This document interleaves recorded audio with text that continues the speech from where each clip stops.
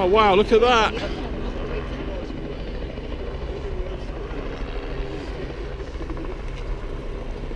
Well, that's an interesting start to the day.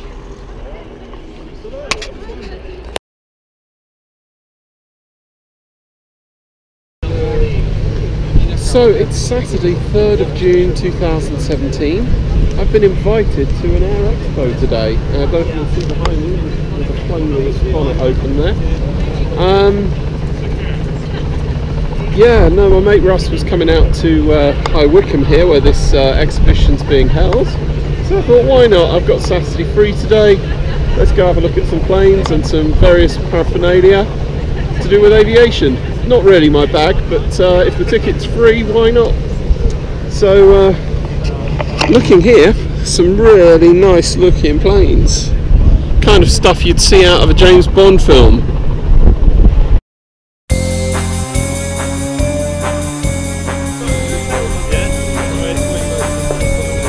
Look at these choppers. That is cool.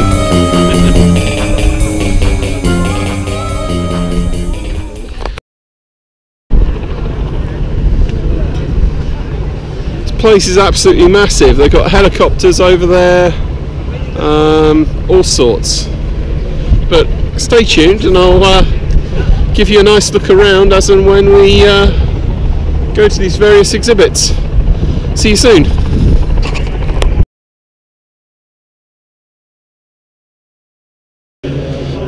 So we've come inside the hangar here. There's some beautiful gliders in here.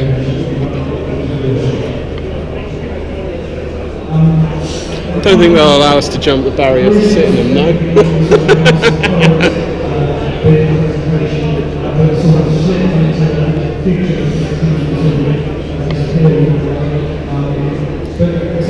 So there's all kinds of exhibitor stands here.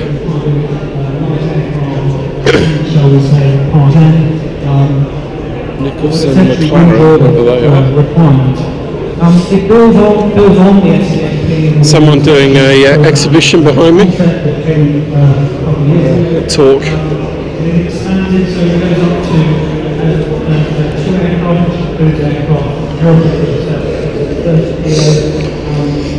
How can you fly on an empty tank? Glider pilots can fly over 750 kilometers on thin air. Wow, that is really cool.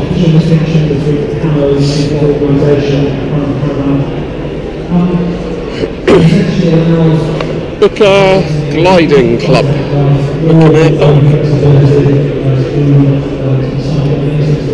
Ah, yes, some diagrams of Bernoulli's effect. I remember studying that from when I was doing my degree.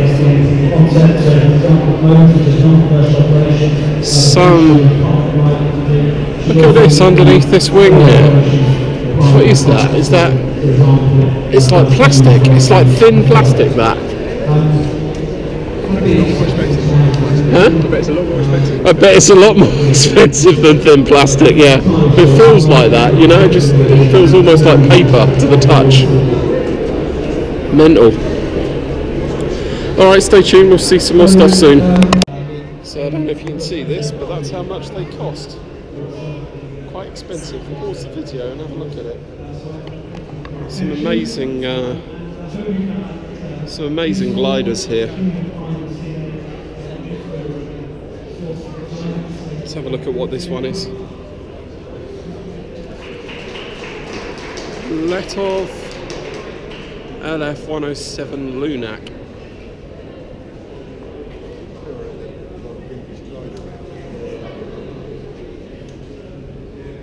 It's got the dimensions down there at the bottom. Span 46 foot 10 inches, length 22 foot 3 inches, glide ratio 24:1. Original VNE 215 KTS, whatever measurement that is. Max AUW, £682. Interesting. Beautiful. Check. Mate.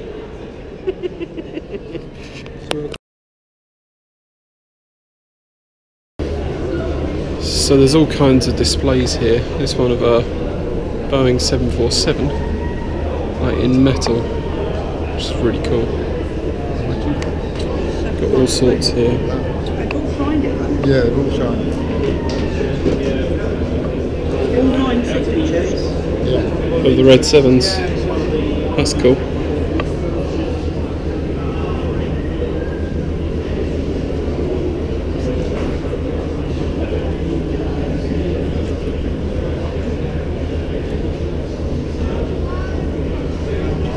Yeah, red 7s here. P40 Warhawk. That's a Concorde. Don't see many of them anymore. I think that's a real shame they got rid of those, don't you?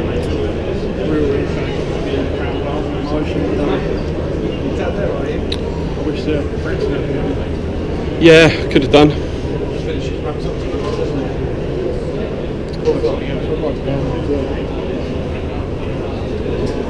I think I was too young when they were.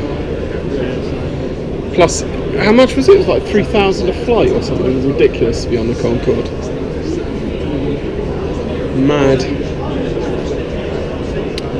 So yeah, there's all sorts of these exhibitions here. Red Box International, no idea what they are. Ground support equipment. Should we move on?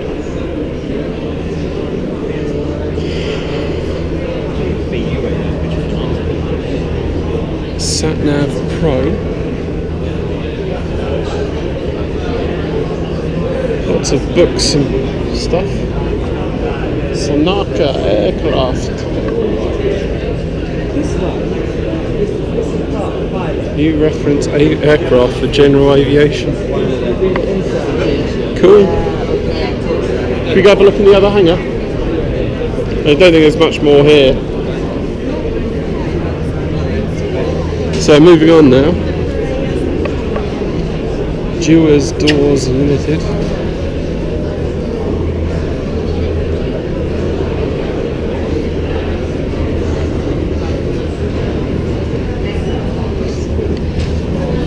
Aero shell piston engine oil.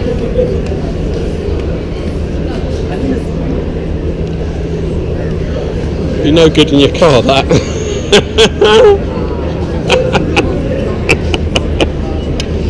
Oh, and the sun begins. Really bright out here. It's quite bright.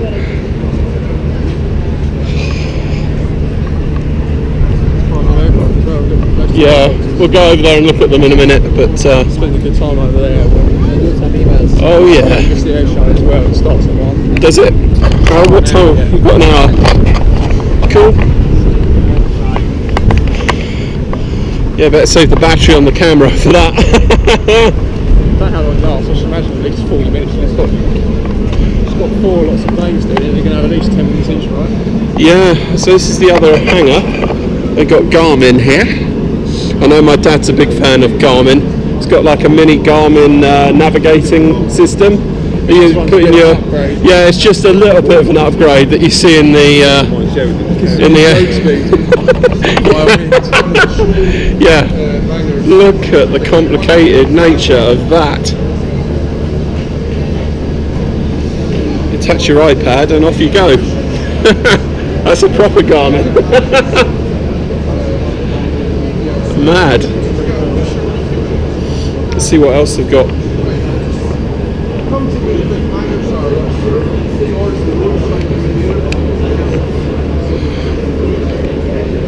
Cavendish Alpi, Italian performance aircraft. Oops, sorry.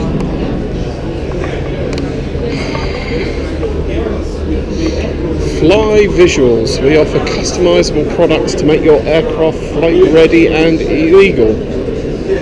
So basically they make signs. To make you aware of the next of our free aviation engineering seminars that's about to take place. This starts at midday, and this is brought to us by Continental Motors. And the subject is By your aerosols.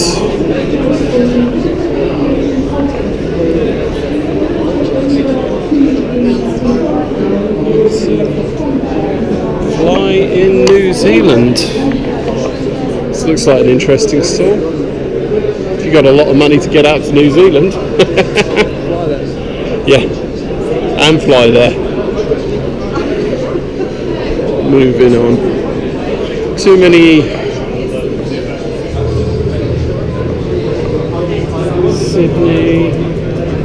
Sydney Charles Aviation Services. Stein Pilot Insurance. I get the feeling that this is the kind of show you'd wander around if you're actually a pilot, you know, because you'd get to see things and hear about things that you otherwise wouldn't if you know, were stuck at home or in the job. Prop Tech. Seekers Group. I wonder if we'll get away with nicking a sweet.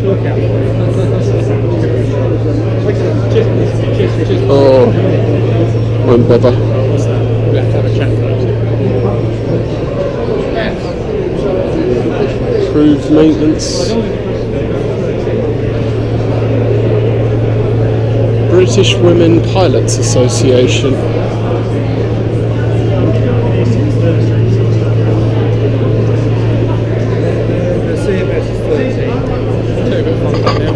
Yeah, go on.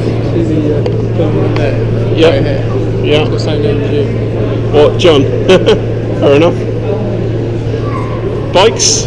Don't know what they're doing here, but hey, why not? Right to the airfield, right? Yeah, I suppose. Bike to your plane.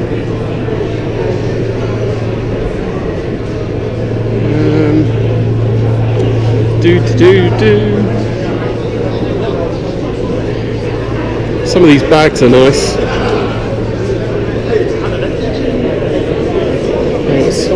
Cockpit bags. The polystyrene glider. Oh yeah, nice.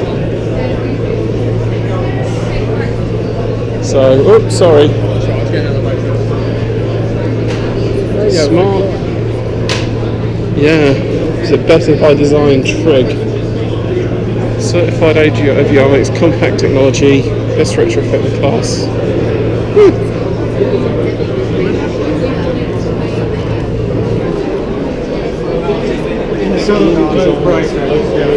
Scheme, okay.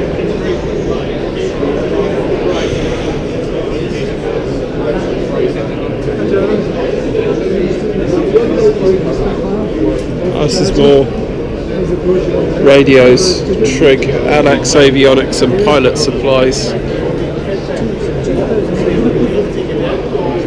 Oh, say hello, Russ. Really? Whereabouts? See it there, left. Oh yeah, I the don't top. know advertising, but it's quite Yeah, it's good. Softy, yeah. That's one way of jumping out of an airplane, isn't it? Yeah, just hang on to a bomb and wait till you hit your target. Yeah. Oh yeah.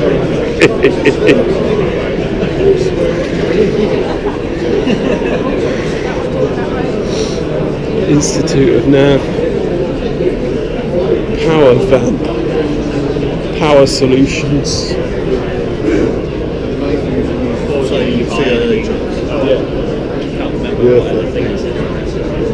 Oh, there's some books here of sorts.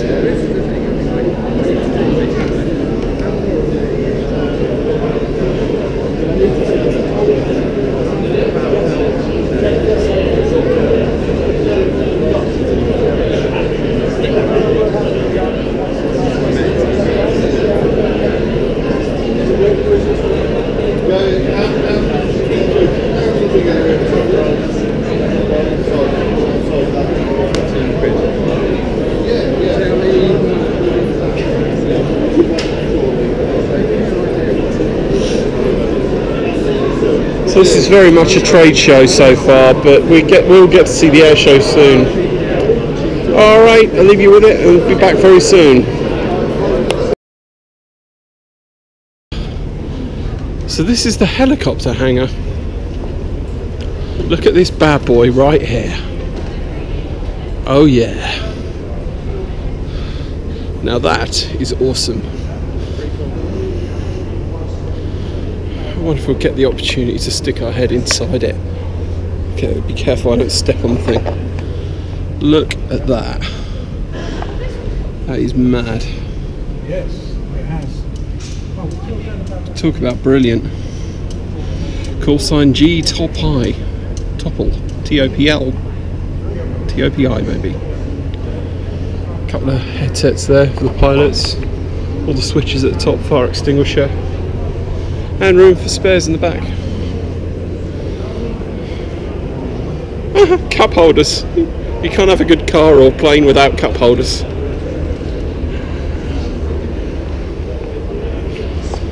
Some real impressive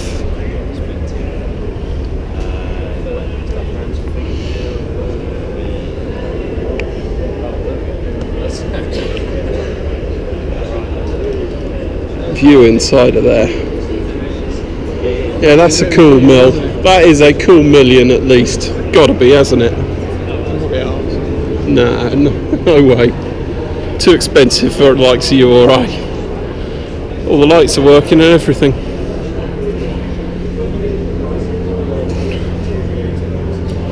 Rotor blades at the back.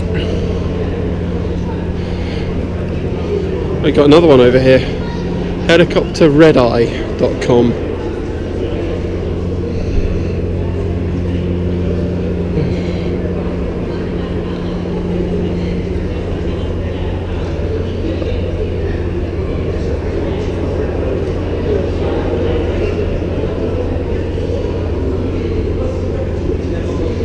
So the 44 Raven 2 is currently the world's best-selling helicopter. Fuel-injected engine delivers incomparable power, speed and altitude performance in a compact, comfortable and cost-effective helicopter. The R44 is available as a Clipper 2 with either a utility or pop-out floats. And then it's got details of the engine, seats, payload, cruise speed and range, etc. That's a beast.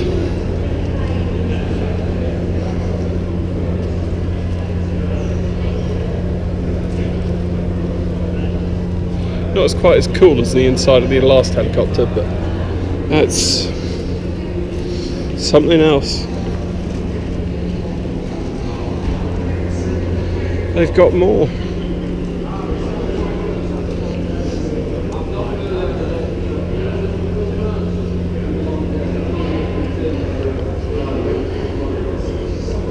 Helicopter industry.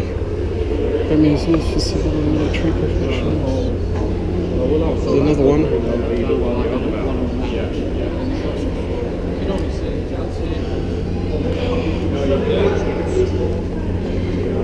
This one looks as though it's an older model of sorts. There's a few back there, but yeah, it looks a bit dated compared to the last.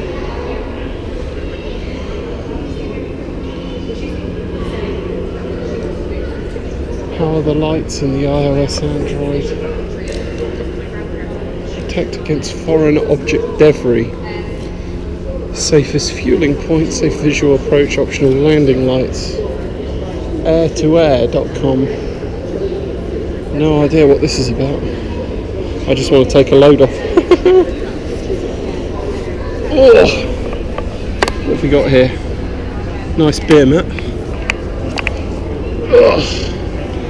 Helipad installations for your home stroke business. There you go. What would your mum say about putting that on her front garden? That's not big enough. Love it.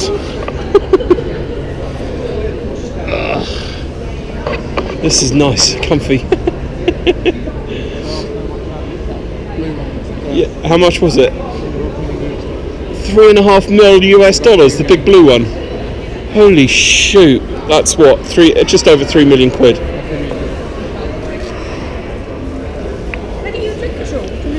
Oh no, I'm fine. I just wanted to take a load off standing up all day. Would you like a drink at all? We've got some whiskey and coke or champagne or just a coke. Oh, I'm the driver, so he's the one that can have the drink. Are you sure you want it? We can't even give it away. Go on then, what are you offering? See you later. Don't have too much, Matt. The champagne's strong. Is it? Okay. Champagne or whiskey and coke? Just some regular Coke, would that be alright? Yeah, would you like one? Just a can of coke? Right, so I'm going to turn off here and we'll be back in a little while. It's good to get free drinks.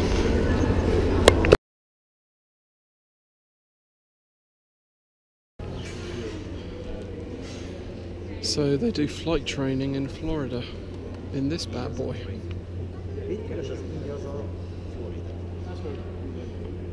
This is a nice helicopter and my mate Russ is going to get inside it. Hopefully, fingers crossed, touch wood. Look at the smile on his face, he's loving it already. Right,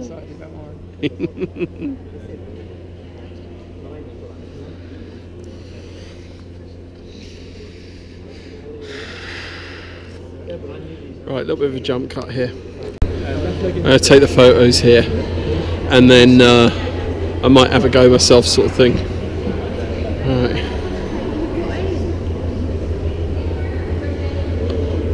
Nice big smile, Russ. Okay.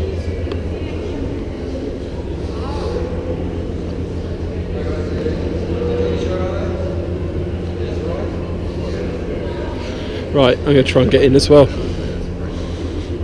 This is. Here you go, mate. Have you seen one of these before? No, I've heard of the name before. Yeah, so it's a gimbal camera G2. It's made in Marseille. Full carbon fibre monocoque structure. Price is a circa £330,000, and That's pretty good. it's the safest training helicopter on the market. So, the reason for that is it's all crash test worthiness to 2,000 impact. That's just the trim. Don't worry about it. Okay. Panic there. Oh shit, it's going to take off. I don't think they'd allow it to take off. Jesus Christ.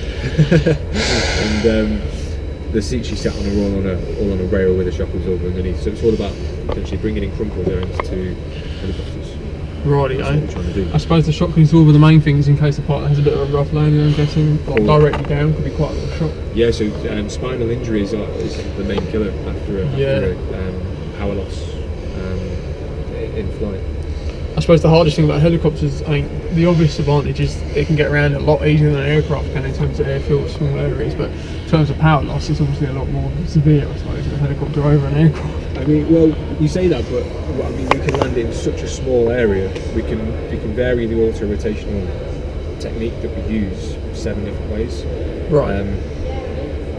We essentially we're like a sycamore leaf. We just float down to the ground at a steeper angle, at a greater rate of descent. But what we do is we harness that potential energy that we have up there and turn it into kinetic energy low level. So we flare off all our speed. That builds up a great amount of energy in the rotor head. Right. And that allows us to cushion a landing really softly. So an auto-rotational landing is quite often softer than a powered landing. Really? Yeah. Wow, that's quite surprising. So just the energy of it coming down, The energy of it can coming create down. enough lift on the rotors to... Yeah, so what we do is we're up here, we come down and we flare the aircraft Right. quite aggressively. That cones the blades up. Because it cones the blades up, the centre of mass moves in. If you think of an ice skater bringing their arms in when they're doing a spin, they spin faster, don't they? Yeah. Same principle. The mass moves in, the rotor blades turn faster. That means our rotor RPM goes from the green here into the high yellow, Okay. which allows us to then have a lot of energy there to raise the collective, which would be in our left hand. When we raise the collective, that gives us more lift.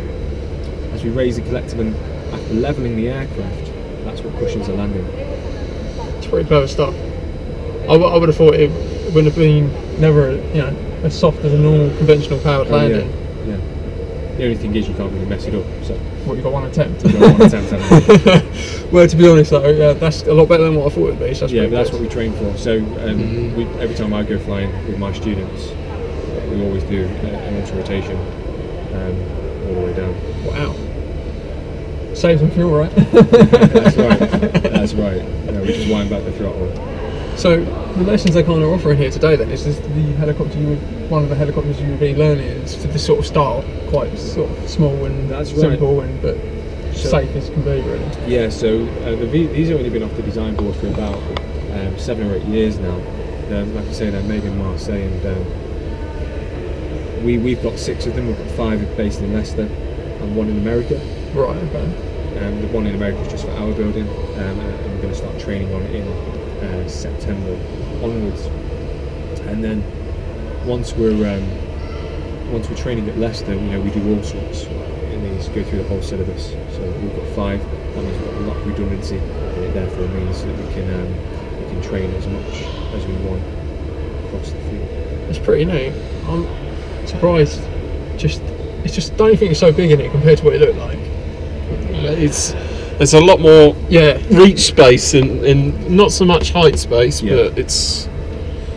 I suppose you need Good that view. to see the view, don't you? Really. It's a really nice view. Unfortunately, I say to my students, we have the best office in the world, but we don't have the capacity or the time to take it in because we need to be flying the aircraft as accurately as possible. Exactly, and this looks really, really complicated. Yeah, I mean, you say that, but the top left one is just your speed. Yeah. The middle, or the one down from that, is a gyro All right. Yeah. that couples with the compass. So you can see that they're aligned. We Keeps align you level. ourselves, and in a turn or a climb or descent or an acceleration or deceleration, the compass is useless because it sticks.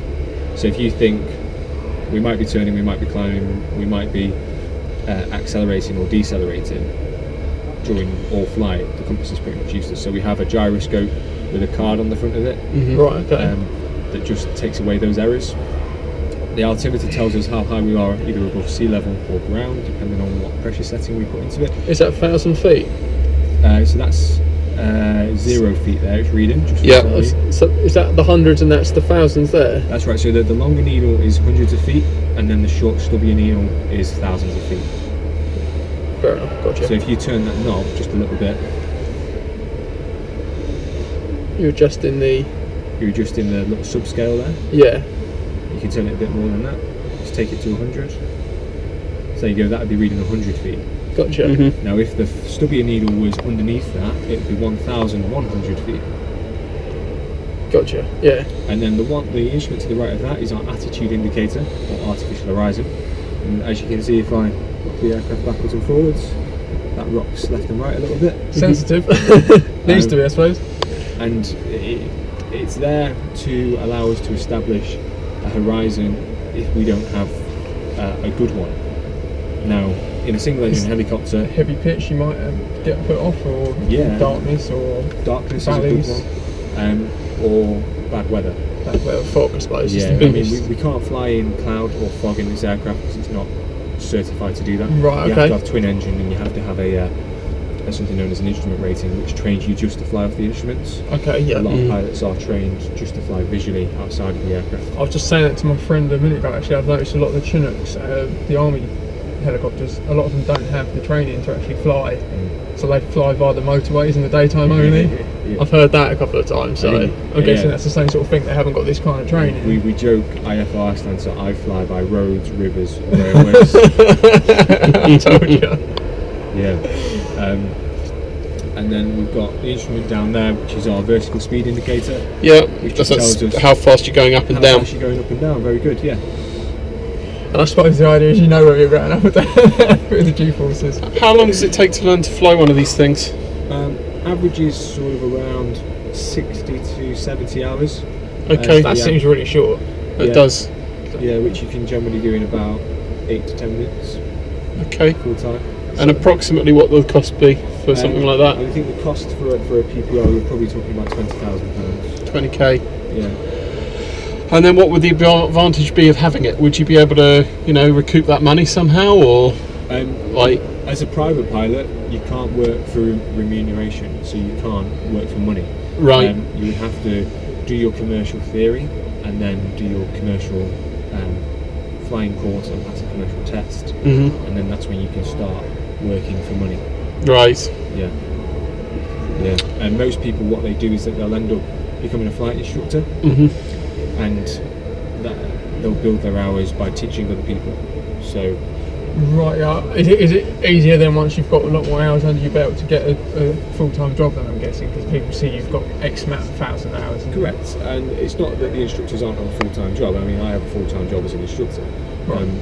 It's that you don't have the experience or the life skills or anything there to be employable to a company. companies such as a North Sea operator, Yeah, or an air ambulance pilot, or something like that. They want Right. you to have the experience. They want you to have, say, 2,000 hours, and then once you've got your 2,000 hours, you go and do your instrument rating, you go and fly a twin engine machine for a bit, then you've got experience then that you can pass on to the employee that you're working for. Okay.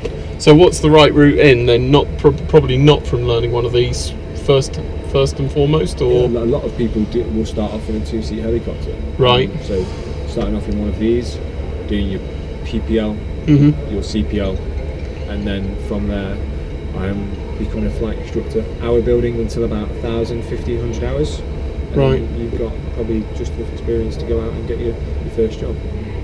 Cool. Or your first commercial job that isn't. So we've got plenty of fuel anyway. Is that 180 litres? So Wow. yeah, that's the takes that the maximum? 170 litres, but where the line goes, That's the maximum, is it? that's the maximum, and then where it's all filled in, and 90 litres, that's how much we have. So what's the sort of flight time on a full tank? Full tank, you're talking 4.5 hours with a half-hour reserve as well. Is that the reserve there, yellow? That is the absolute minimum, but we have 20 litres as a company reserve, Rightio. which is half an hour. So I take it the aviation rules say that when you run out your normal tank, you've got to land, but the reserve is there in case you get into trouble or something. Yeah, so you should never really dip into your reserve. I guess normally when you get to about 40 litres, you're looking at landing basically. Well, 40's... You've got your planned landing zone anyway, I suppose, before you take off. Yeah, I mean, there's times where I'll land with 25 litres, but I know that I've planned to come back in with 25 litres, and that's including my contingency fuel, that extra 5 litres. I'm trying to do the maths on the 170 litres of fuel compared to, say, 20 litres of fuel. 150 litres of fuel is probably quite a bit of weight. It's probably about, I don't know, a couple hundred kilos maybe. So, well, it's the specific gravity of avgas is 0.72, so you times 170 by 0.72. Is that what it is? Yeah. Is it it's lighter? about Is it a lighter 120. fuel? It's lighter, yeah. Makes So sense. water, if I was to get a sample of avgas, Yeah. put water into it, it sinks to the bottom. And if I was to put a load of water, say an inch of water and an inch of avgas, the avgas would float on the Just top. sit on top. Yeah. Wow, that's pretty cool. I didn't realise it was that light. So in fact, the full tank is only going to cost this helicopter about, well, whatever 3/4 of that is. I suppose about 120 kilos. Yeah. It's not a lot. Basically a person, pretty much almost. Yeah, larger than life person. Cool. Well, I can see other people looking around. They all want to take photos and maybe even climb in themselves. So should we jump out and give We'll someone jump else out. a chance? It's pretty cool though. It is. Yeah, it does look Fascinating. awesome. Something I would.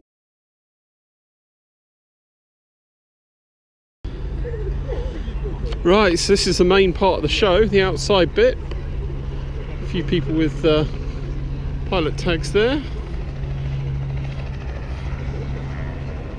Going to hear the choppers in the background. Aviation insurance bus there. Let's go see some fun stuff. Oh, look at that.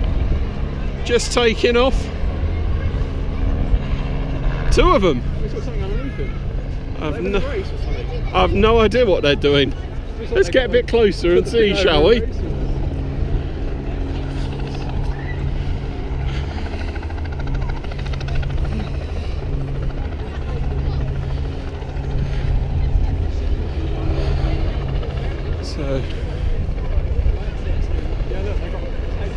Oh yeah, someone's hanging from one of them. Let's see if we can get up closer to see what the hell they're doing.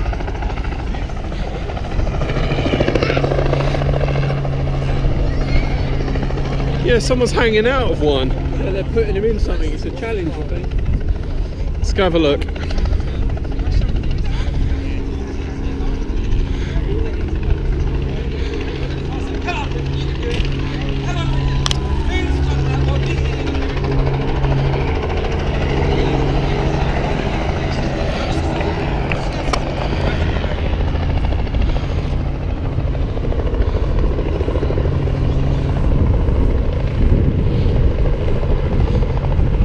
No idea what they're doing. It's some kind of air contest.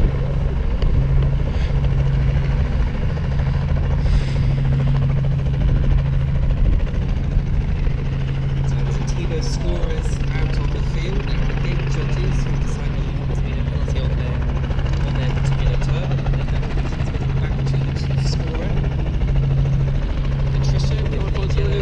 Yeah. of the course. So we've got the majority of the scores around the paper to make sure that there is a paper trail should there be a protest later.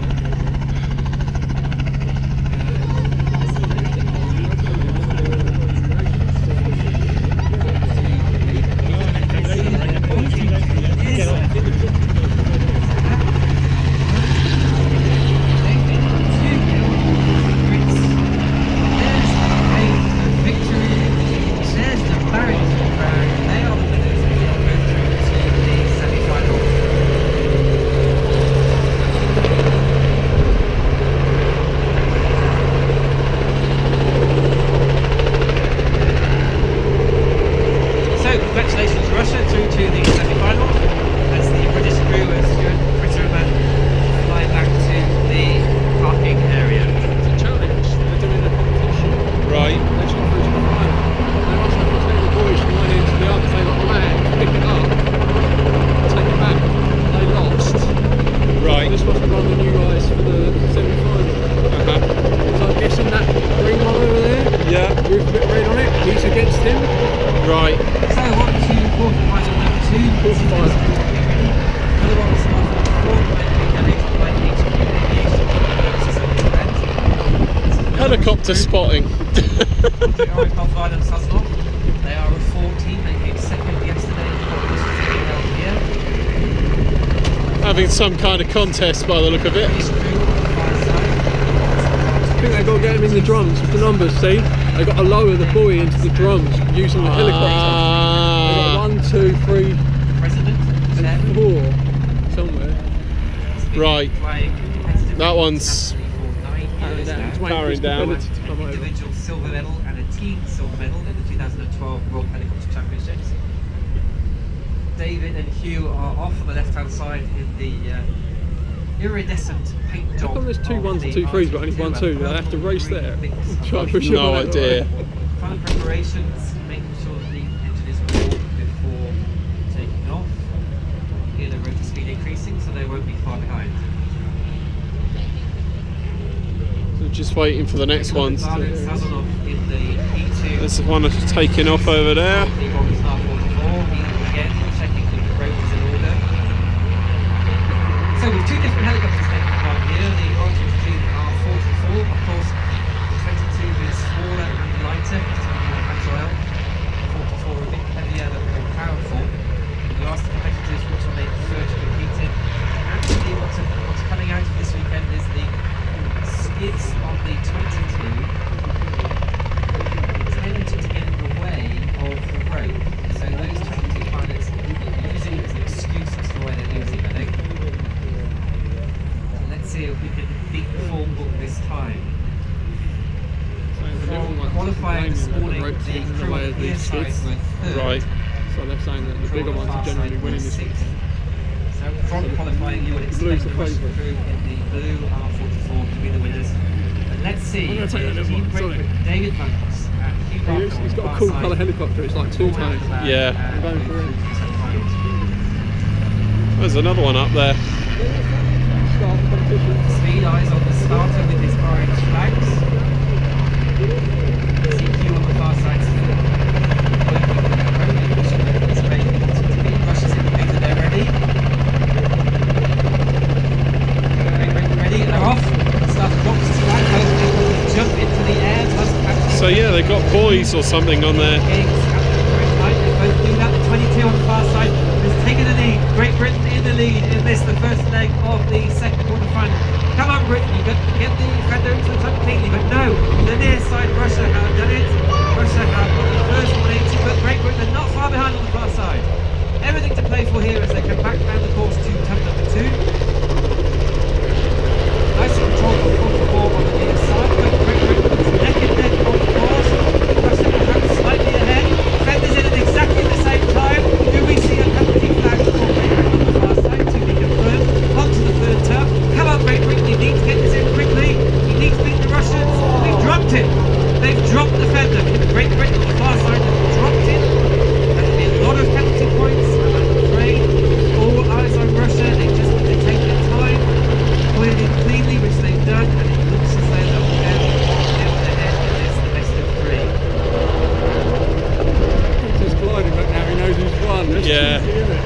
It's a bit cheeky, yeah.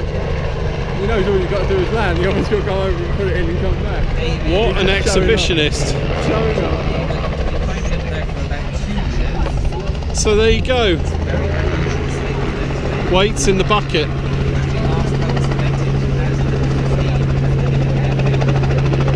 Looks like the near helicopter's Russia and the far side one's the UK.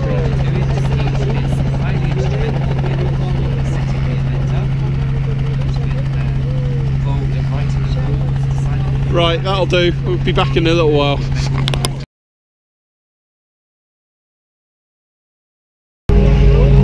Very short roll there. Here we go, straight into a knife edge. It's really low to the ground there. Now it's literally hanging on the propeller. I really should be closer to see this. Pushed against the side of the cockpit there. You see him taking off there. I didn't realise he was going to do that on paper. The way the wind's blowing, we're going to get a good waft of the smoke roll now. Look at him over there. Keep your eyes on Richard now as he starts rolling back in, doing his inverted going through the knife edge. Keep an eye out now as he runs past the crowd. Wow, so smoky.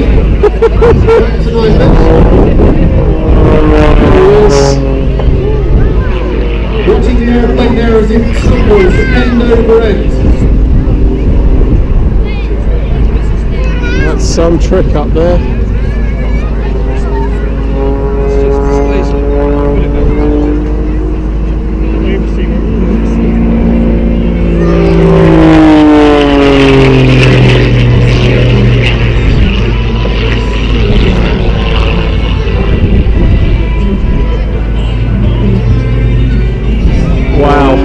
Surprised he's not feeling sick after that.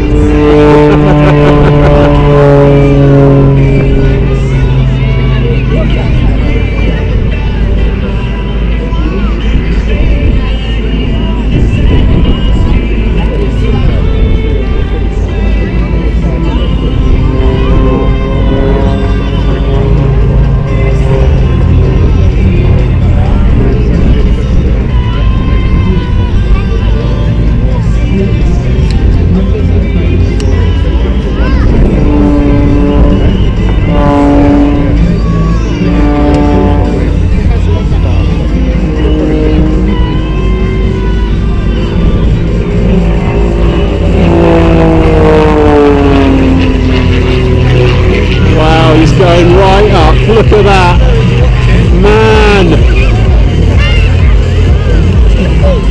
Oh, and free fall, look at that.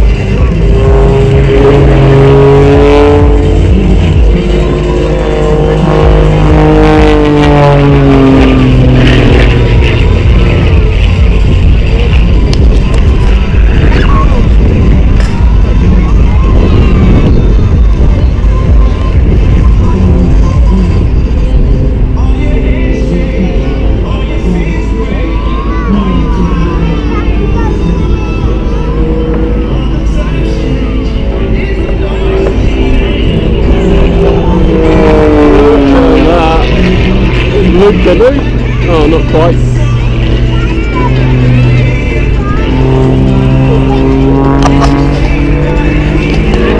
Bring it a little bit forward. It's better.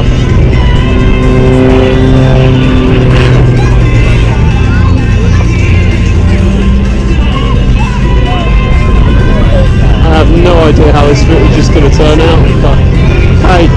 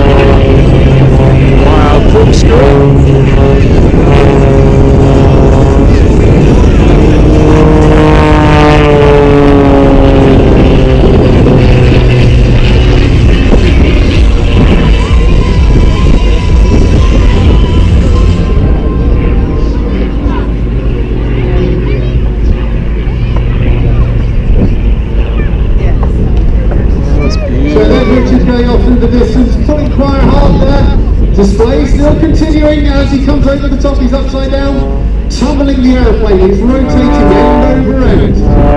Upside down now, hanging in his straps. Pushing quite hard now. It's about 3 G at the bottom. Now he's upside down, pushing forward to the top right.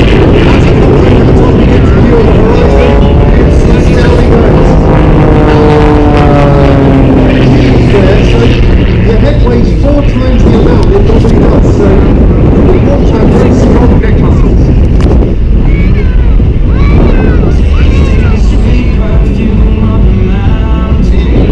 You see we're just rolling the aeroplane now while changing heading, so it's called a rolling circle. It's quite complicated to do, it's a bit like being in a washing machine. Sorry, mate. Just bringing the aeroplane to a stop. You'll see the aeroplane hovering now, there it is, hovering into it. Very difficult for the pilot to do that, the aeroplane has to be kept perfectly in balance, pointing into it, he's just hanging there.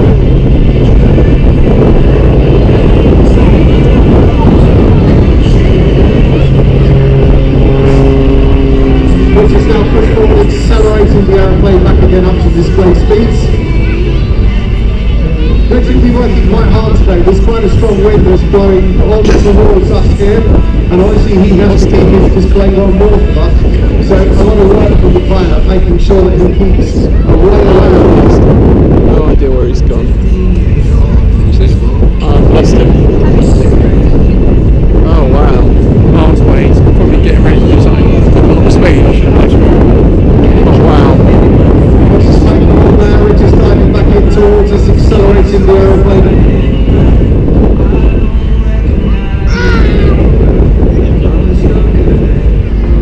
Here it comes now, it'll be reaching about 220 miles an hour now. Big roll, probably like 6 Gs there. As the aeroplane goes vertical, rolling it and snapping it vertically. Disappearing into his smoke there.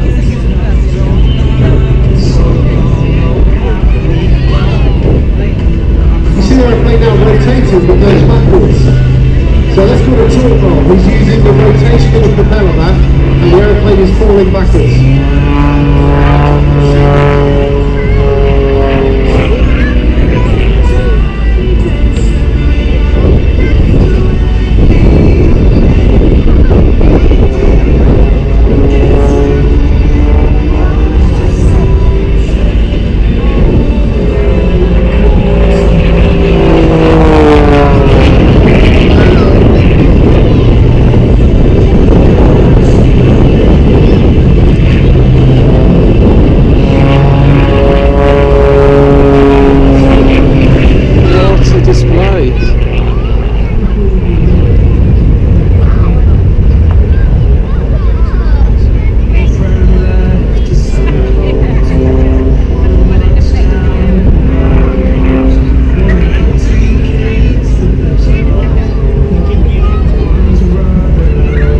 Airplane there tumbling in over it. Pretty uncomfortable, as I said, it's very much like being in a walking street.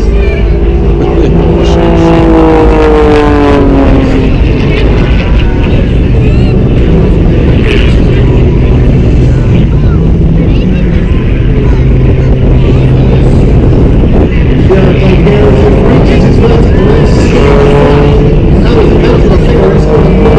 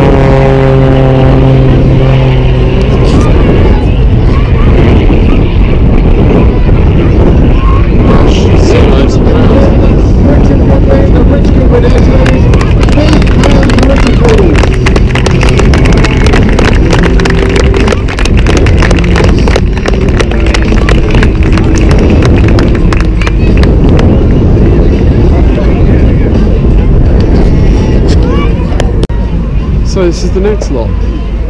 They're in the distance at the moment. 4 of them.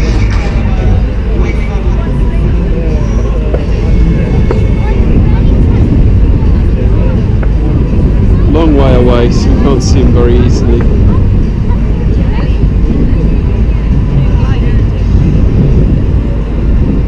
So out to the left now, we have the 4 aircraft coming in for a pass. Look at the with the camera, that's a really good photo opportunity coming up to you right now.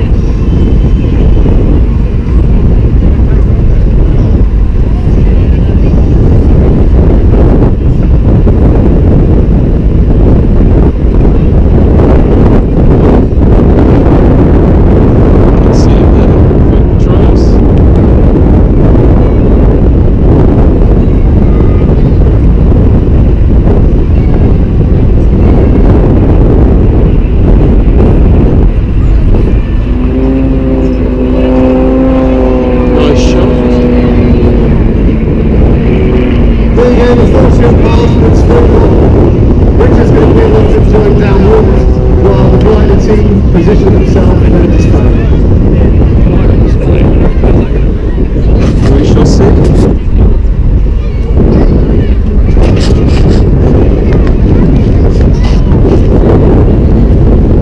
So they come back round.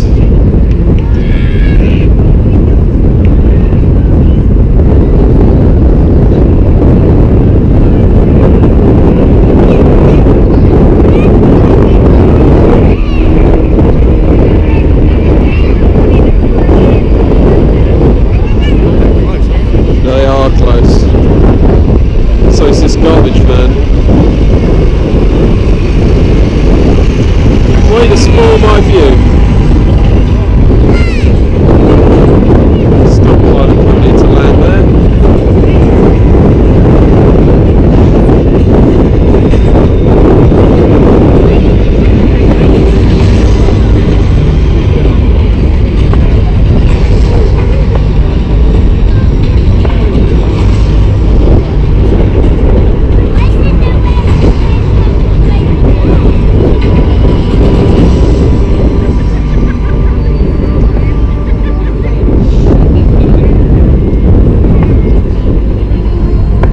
Do apologise, sorry.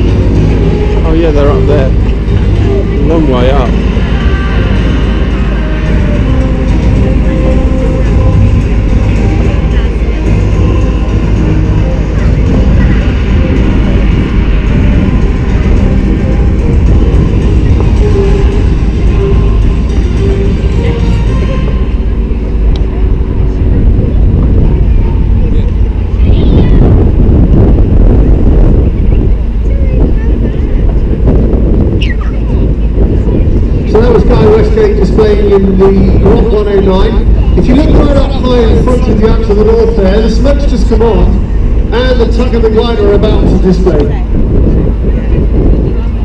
They're at just over 2,000 feet at the moment, and they've got a fantastic view over the Chilterns.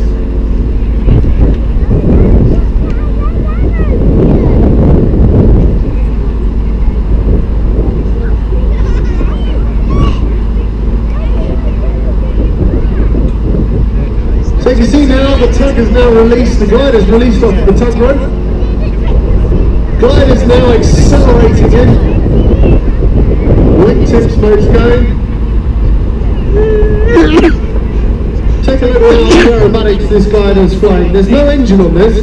This is purely the energy of the aircraft. It's very graceful. When you fly a powered aircraft, you can hear the humming and the noise of the engine. All you can hear in the glider is the rush of air.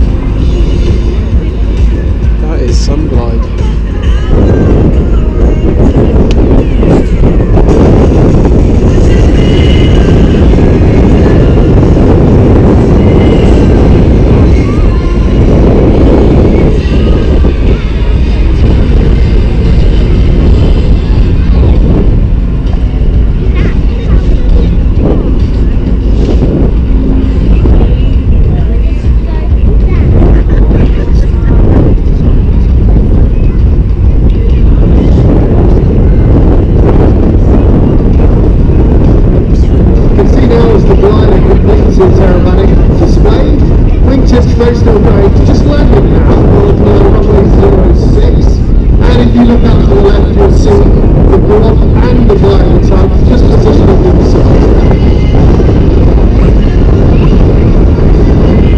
Get a pilot away as he goes past there in the glider.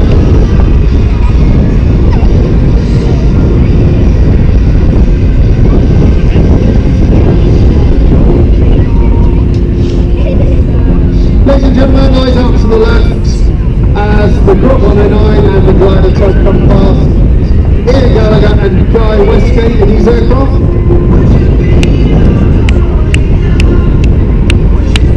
Good respect, there's a smoke coming in now. And the cameras, good photo opportunity. If you haven't got a camera, stick your hand up in the air and give them a good wave.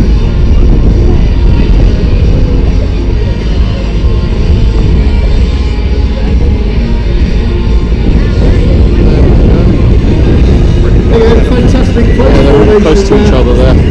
As Guy and Ian take pass over the ground